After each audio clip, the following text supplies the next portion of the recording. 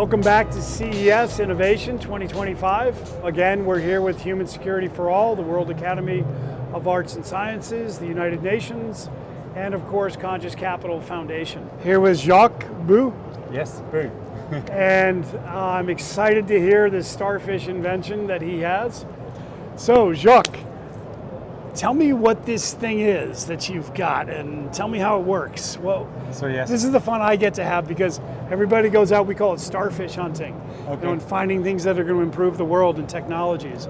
Yes. And so you're in from, is it Geneva now? Yes, Geneva. Okay, actually. Excellent. Yes, so we are Beekee, B-E-E-K-E. We're an education technology company from Geneva. Education technologies. Yes, exactly. Very important, and we're going to make sure that we circle back and hook you up with the CEO and president of the World Academy of Arts and Sciences because we're doing a lot of work in the education world. And his name is Gary, he's an amazing human. So we'll make sure we make that connection. Okay, so we have invented the Beekee Box.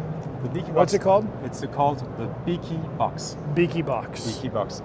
It enables our clients to deploy digital classrooms wherever they want in the world without any kind of internet or power. So a digital classroom is hold on. This sounds like a magic trick. So, digital classroom anywhere in the world without internet or power. Yes, which is the two biggest problems actually. Oh my God, I can't wait to hear this. Okay. Okay. I'm ready. Let's go. Okay. Tell me. I can tell you a little bit about how it works and so on. Yes. So basically it's a little bit like an iPod 15 years ago, meaning you'll see the internet only when it's connected to a PC, which is online. Yes. Which our clients typically see, I don't know, once a week, once a month. And then there is a learning management system on board. Like for my children, for instance, at university, they're not studying any longer with paper, they have a portal. So in fact, there's the same kind of portal which knows who they are and how far they got and so on in their studies. When it's connected, it'll update and synchronize the learner identities, learner progressions, so how many modules they did, and potentially content. Then when I disconnect it, it doesn't see anything any longer. It doesn't see the internet, it has no antenna to do that, but it has a Wi-Fi antenna as well as a powerful computer and up to 2 terabytes of storage. And 2 terabytes in 2 there. terabytes, that's several masters. So that means that our clients, such as now we have the ICRC, International Committee of the Red Cross, we have Doctors Without Borders, we have ASU also, very active in refugee camps. They can go wherever they want. They can go they've gone to Myanmar, South Sudan, Afghanistan. They could even go into a submarine. They know that when they push this black button, they can create a digital classroom for up to 40 learners who can connect with their smartphone, tablet, or PC. So why up to 40? Capacity of GPU and... Yeah, it's basically a packaging question, let's say. If we wanted to go beyond 50 especially, we probably need to be bigger. And so just capacity. Yeah. Exactly. Okay. Yes. Nice, wow. So give our listeners a real world application. It sounds like some of the things you're doing to make the world a better place of course. Is in places that are at risk and places that have gone through crisis maybe, or tell us more about an example of some of the work you're doing in that area. Most, I would say 20-30% of the learners of our clients today are refugees. And so I can tell you 2 or 3 short use cases. Please, One is teaching refugees in camps in Jordan and Lebanon some English, so they can, let's say, get so you can get a better job. So take our viewers into the camp. Yes. So what's happening? I've all of a sudden this yellow box shows up. Sure. So who's facilitating? How's it work? Yes. And so a camp in Lebanon is basically built up. It's like a city, but not how should I say? It's not in the best state. Yes. However, it's a city. But wherever you go in the world, almost, in fact, internet and power are an issue. They'll either be bad or way too expensive. Yes. So in fact, they have exactly these problems in Shatila, which is one of the refugee camps in Lebanon. And so ANERA, which is one of the partners of ASU, they've gone to that camp with one of these. Okay. And then in fact the instructor comes, pushes a button, asks people to log on to the Wi-Fi, learners, and then the students So the learners log on to the Wi-Fi? Yes. With what? The offline with, in this case, they have PCs, which are like used PCs in a room. They could also do it with their smartphones or tablets. Okay. So we have all use cases. But since they don't have internet, they're logging into connecting with this, not the internet. Exactly. But they have to have power for the laptops. Yes, so in fact in that, so laptops have a battery. Yes. So in that camp it's more brownouts, the problem, Yes. or temporary blackouts. Got it. So Whereas- the battery holds that Exactly. through the brownouts. Whereas Yeah. we also have another use case, which is nurses of Doctors Without Borders Yes, you in South mentioned that. Sudan. Yes. No power, no coverage. How's that work? Yeah, so in fact, with this it works, meaning there is a small battery and you can make it work for up to 3 days with a standard power bank. And then in fact, you're up and running because, 3 days. yeah, Wow. yes, thank you. That's amazing. Wow. And so basically the nurses, in fact, this case with Doctors Without Borders, they have tablets. So they have what is needed to charge tablets and this kind of device. They don't have, however, grid power or very little of it. Yes. But then, you can make do without it with solar panels and so on. And, you push a button, you deploy the digital classroom and people can start learning. That's amazing. With an instructor typically, sometimes without, they just download the material and then start e-learning. Typically in a group, like, they sit together, download, and then Yes. as a group they learn. Collaboratively. Exactly, Yeah. maybe with a more senior member of Yes, the a little staff going around facilitator, saying, yeah. I'll unblock you, help you a little bit. Yes, yes. So basically you just have a facilitator, but that is the brains, and the facilitator just facilitates. In this case, yes. Which is more In some other scalable. cases, it's more like at university, meaning Yes. the instructor, even if it's just for woodwork or mediation in refugee camps, that's concrete examples. In fact, it's a real instructor, it's like a teacher basically, or a professor, and this is a support. It's an enabling technology. Sure. So you don't need paper, you don't need pens, and you don't need any longer, let's say as an NGO, you have the data coming back from time to time to know Yes. exactly what's been going on. How many people have been taught So whether the program you is can effective. continue to learn, continuous Exactly, learning, and you can and make sure that you increasing can measure efficiencies. You can't manage what you can't measure. Here, in fact, you can measure, which is very important for NGOs because they don't have a profit and can just turn back and say, okay, I told you what my profit is. Our profit is enough already. Yeah. No, NGOs always need to report many Exactly. details, and with this, they have it. Because their job is always getting more income, which is Yes. their fundraising. Yeah, also, yes. So that justifies their They need to justify dynamics. what they're doing. Yeah, justifies the wrong word, but really Yeah, sorry. support. Yes, You're right. absolutely. It's really support Report on what they're their doing. fundraising. Anyway, yeah. if I give to an NGO, or if I'm a Yes. taxpayer, I'm You want to interested. understand, yeah, of course. So, okay, so here's where I love to go, Jacques, Yes. with this. Because we have a deep way we move through the world, which is we believe that, and I'm going to give you a little bit more of an introduction because I got a sense from our early, very brief conversation off camera. Yes. But we have a belief, and belief's the wrong word, we have more of a knowing and a faith that when people live their purpose and align who they are with their being and connect that with their doing, there's magic that happens, and it never fails in my experience. It doesn't mean it's nirvana, but it gets people on purpose, and magic and synchronicities are the result typically of that being aligned on purpose.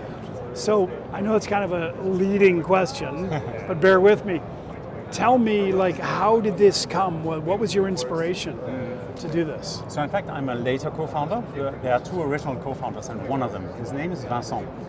He's a Genevois from Geneva. He has a master in biology, and while he was studying for his PhD in education technology, he was teaching biology at middle high school. It would be in the US.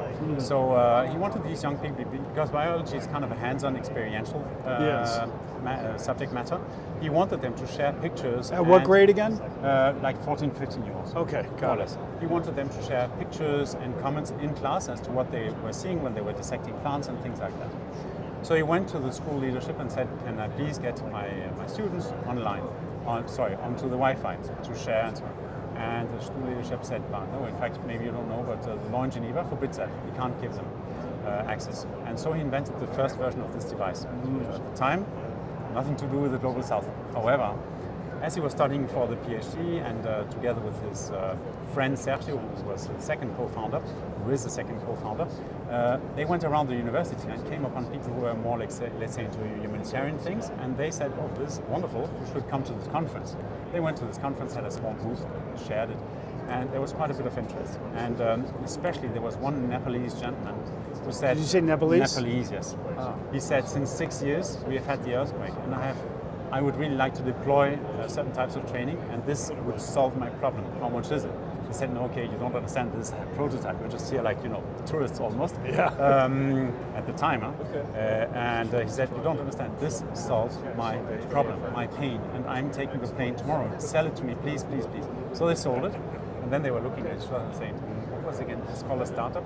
So this is more or less how it started. And then, then that's how serendipity, in fact, led them and then me as well. So what was the solution, the real solution? His pain, yeah, he wanted to deploy digital classrooms because there was no infrastructure. Because everything got wiped out. Yeah, I mean, that was a terrible earthquake. Yeah. They couldn't, because you can't deploy digital classrooms if you don't have internet or, let's say, something like this. Or reliable bigger, power. Or reliable power, and you didn't. Whereas with this, you don't need it any longer. So in fact, that was the unlocking So moment. where did that end up, that story? That ended up with creating the company.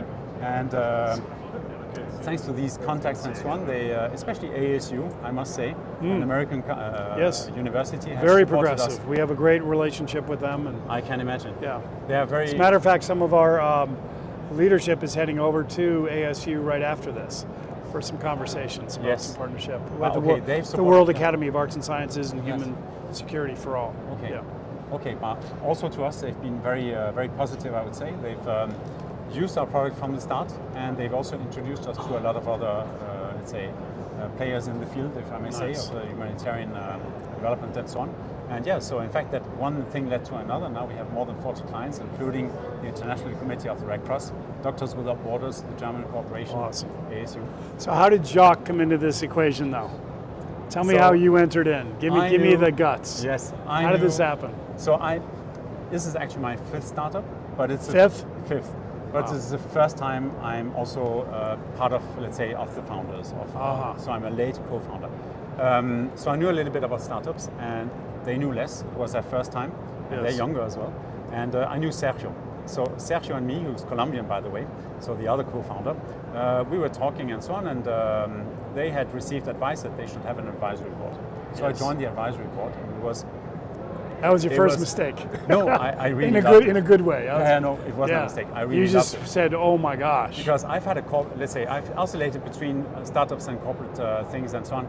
But I would say the so you've seen a lot. Yes. Yeah. But yes, exactly. But having this feeling of finally being able to apply so many more things of what I'd seen and learned it, because I love management as a science, in fact, and as a discipline. Of applying all these things and thinking strategically and so on, it was really positive for me, and apparently it was positive for them as well. Nice. So I left my corporate job, went to work for mainly another startup for a while, and then I stopped that one and dedicated myself 100% to Beekee, and then also entered into the capital, and so voila, that's how I became.